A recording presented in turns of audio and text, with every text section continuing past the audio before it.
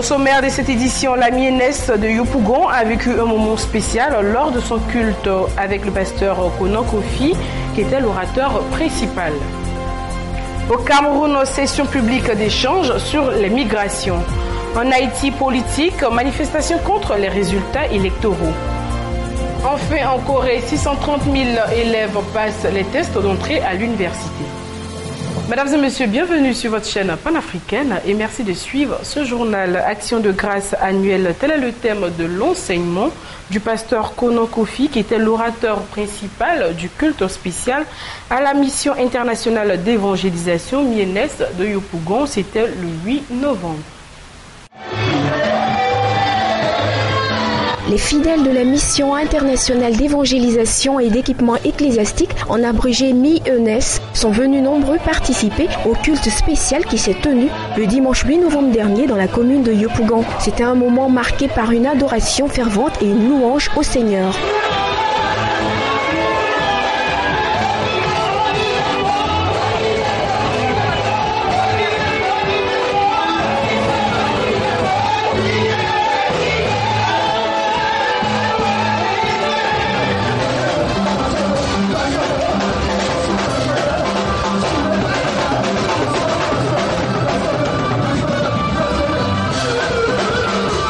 Placé sous le thème Action de grâce annuelle, ce moment spécial avait pour objectif de récolter 12 millions de francs CFA afin de permettre la construction d'un temple provisoire qui abriterait les différents cultes et cérémonies du ministère. C'est dans cette optique que le pasteur Konan Kofi, orateur principal et par ailleurs fondateur de la mission, a exhorté le peuple de Dieu à semer avec foi et dévouement dans l'œuvre de Dieu. L'un des secrets de la prospérité. Tu as travaillé toute l'année, tout le mois. Tu n'as pas payé les médicaments. Dieu t'a soutenu. Ce que tu gagnes, il faut que tu penses à donner quoi? Une offrande d'action de grâce au Seigneur. C'est à cela que nous sommes amenés. Et voici les promesses de Dieu qui suivent. Il dit, si vous faites cela, pour vous, alléluia, il dit pour vous, je menacerai celui qui dévore et il ne vous détruira pas les fruits de la terre. Quelquefois des situations, le dévoreur c'est ce qui te prive des bénédictions de grâce, la santé, de ce que toi-même tu dois recevoir normalement pour jouir du travail que tu fais. Le dévoreur c'est celui qui t'empêche d'avoir un bon travail. On peut t'utiliser un peu comme ça, tu n'es jamais satisfait. Lui qui va menacer, dis menacer. Au nom des différentes articulations de cette cérémonie, l'on peut citer la consécration de 4 diacres par l'homme de Dieu, le pasteur Konan Kofi.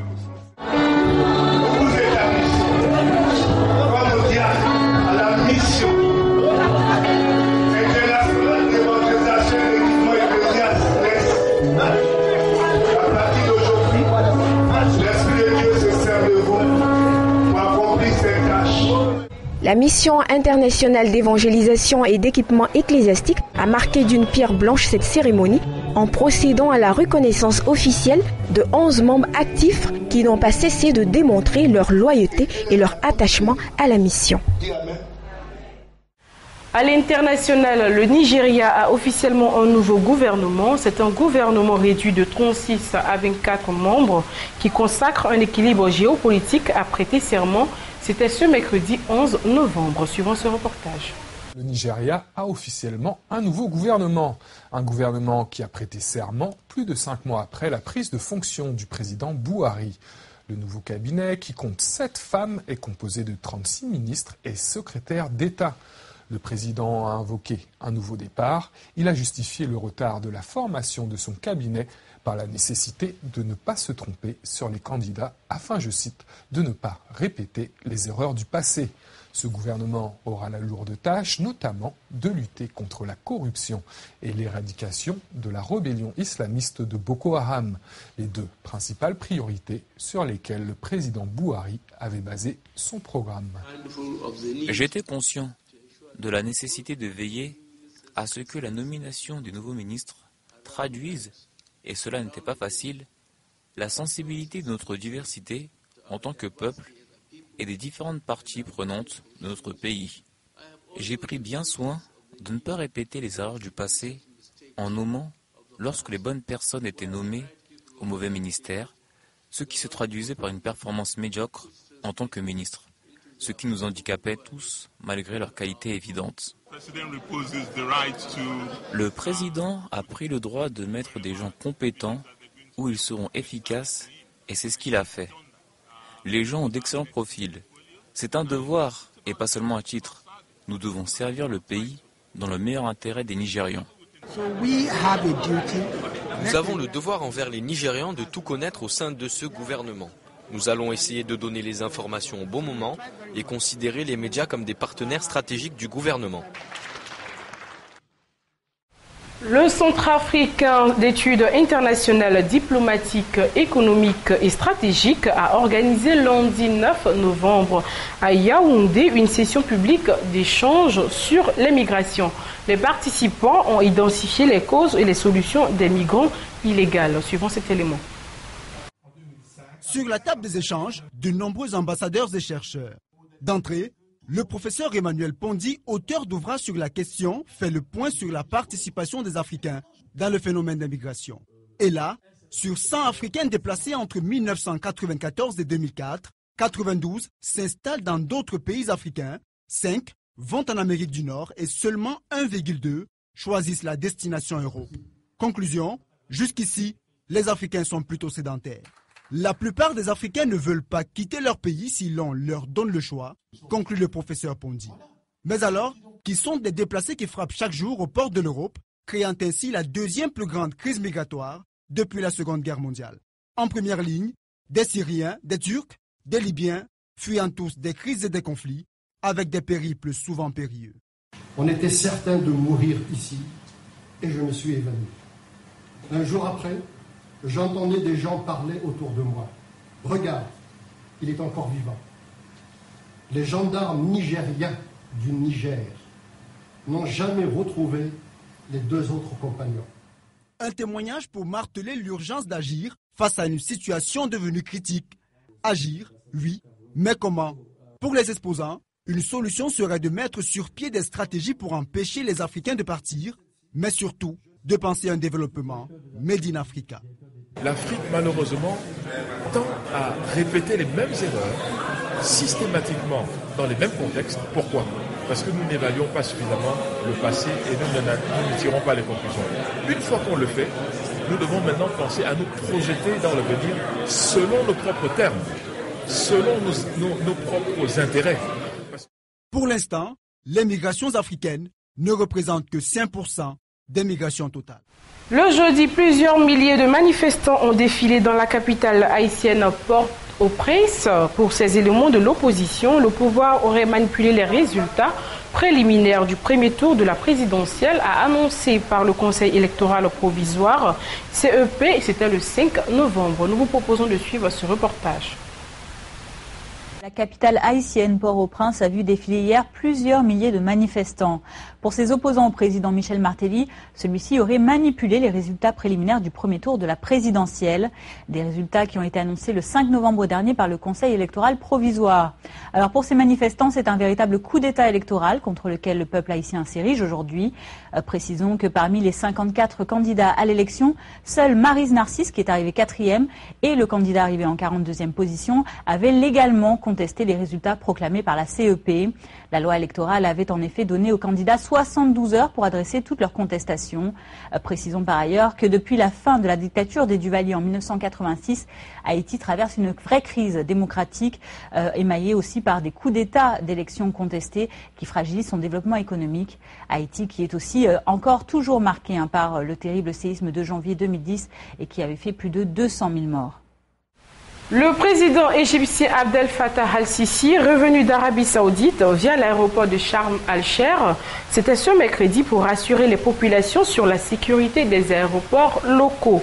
Sisi a visité la ville hôtelière 11 jours après le crash d'un avion russe qui s'est écrasé 23 minutes après son décollage de l'aéroport le 31 octobre dernier, tuant 224 personnes à bord. L'Égypte est un partenaire central incontournable pour traiter de toutes les crises qui affectent la région. Syrie, processus de paix entre Israël et la Palestine, et vous connaissez les tensions actuelles, Libye ou Yémen. La France croit en l'Égypte, en sa stabilité et en son développement. La région, la Méditerranée, l'Europe et donc le monde ont besoin d'une Égypte forte et stable. Nous avons un ennemi, et nous avons un ennemi commun, un adversaire qui s'attaque d'ailleurs à nos pays respectifs, aux populations, à nos intérêts. C'est Daesh. Le président français François Hollande a placé mercredi 11 novembre à La Valette l'aide européenne au développement en Afrique au cœur de la lutte contre les migrations et a appelé les pays africains à intensifier leurs efforts contre les filières et les trafiquants. L'enjeu, c'est de limiter les migrations et de faire que le développement soit la réponse. Il faut sûrement, et nous le faisons, contrôler nos frontières. Nous faisons aussi en sorte des bâtiments de la marine sont disposés en Méditerranée pour sauver des vies, mais aussi pour éviter qu'il y ait des passeurs, des criminels qui utilisent la détresse à des fins mercantiles. Mais nous devons surtout faire des politiques de développement. Et si nous ne comprenons pas que nous devons investir massivement en Afrique, alors nous aurons, dans les prochaines années, toujours ces courants de migration. Mais ce qu'il faut aussi expliquer, c'est que l'Afrique, c'est un continent qui a beaucoup d'avenir, qui a des capacités de croissance, qui peut se développer. Et nous sommes à la veille de la conférence de Paris sur le climat, et nous faisons un lien entre le développement et le climat. Parce que les grandes migrations, elles sont provoquées non pas par les guerres, seulement par les guerres, mais aussi par la désertification et par le réchauffement.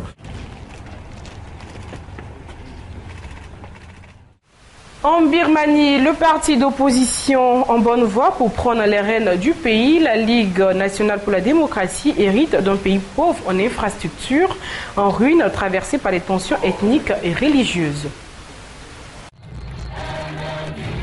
NLD, le parti de l'opposante Aung San Suu Kyi. Depuis son entrée fracassante au Parlement en 2012, la vague rouge est devenue un raz-de-marée qui s'apprête maintenant à diriger le pays. Tetet Khaing incarne une nouvelle génération au sein du parti. Femme d'affaires diplômée en management d'universités étrangères, elle est entrée à la LND grâce à une campagne de rajeunissement et de féminisation du parti fondé en 88. À qualification, expérience et antécédents égaux, priorité a été donnée aux jeunes, aux femmes et aux minorités ethniques. Donc, nous avons un groupe de candidats très variés. Le parti a construit sa campagne sur l'image d'Aung San Suu Kyi, que les Birmans sont nombreux à appeler affectueusement Mère Suu. Un statut d'icône qui implique des attentes fortes de changement une fois Suu Kyi aux manettes dans quelques mois. Je suis sûr que Mère Suu pourra former un nouveau gouvernement et que le président respectera les résultats des élections. Mais la LND devra composer avec les militaires qui contrôleront encore 3 ministères clés et avec 25% des sièges de droit au Parlement, ils pourront bloquer toute réforme constitutionnelle, une tâche délicate pour des candidats inexpérimentés au poste de gouvernement. La passation de pouvoir entre l'administration actuelle et la prochaine sera délicate mais pas impossible. Il s'agit de s'assurer qu'il y a une continuité. Il s'agit de s'assurer que la mémoire institutionnelle est préservée. Il y aura une période d'apprentissage, je pense.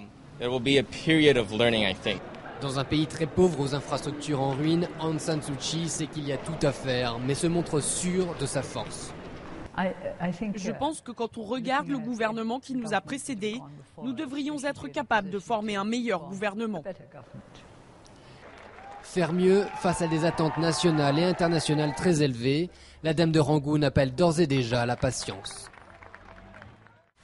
Comme chaque année, la Corée du Sud retient son souffle pour plus de 630 000 élèves qui passent des tests hyper compétitifs d'entrée à l'université, qui sont l'aboutissement de toute une scolarité. De plus jeunes élèves viennent soutenir leurs aînés, arrivant aux examens des parents pris pour le succès de leurs enfants.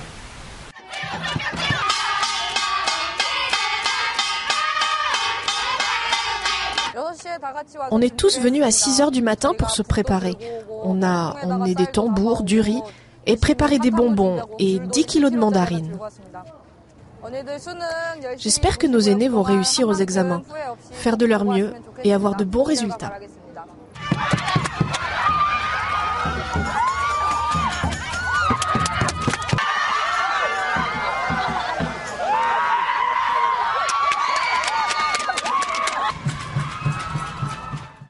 Barack Obama a contourné le Congrès pour agir sur le climat. La patronne de la puissante agence américaine de protection de l'environnement se prononce sur la question.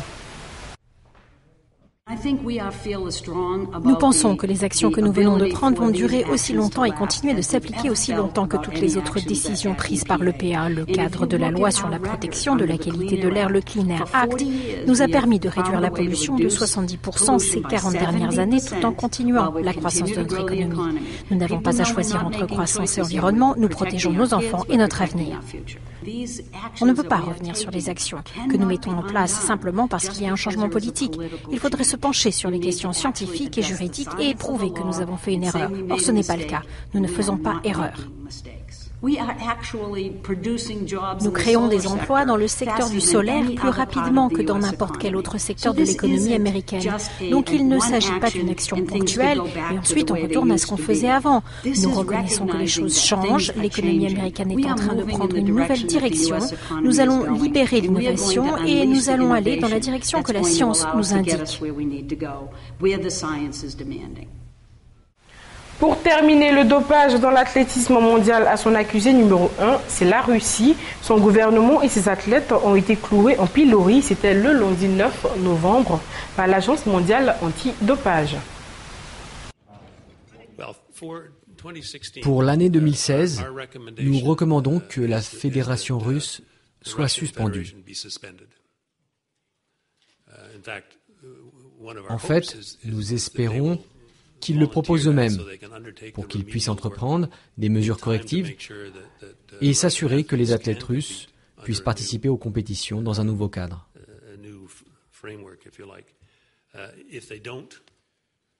Sinon, les choses vont continuer et le résultat sera peut-être qu'il n'y aura pas d'athlètes russes à Rio.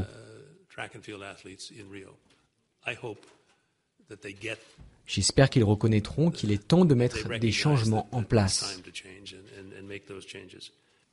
Comme je vous l'ai dit, notre conclusion est que rien de tout cela n'aurait pu arriver et continuer d'arriver sans la connaissance du gouvernement et l'assentiment au moins implicite de l'État.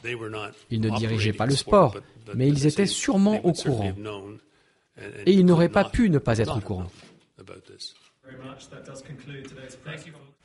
C'est ici que s'achève cette page. Excellente suite de programmes sur le Blessing Channel. Soyez bénis. À bientôt.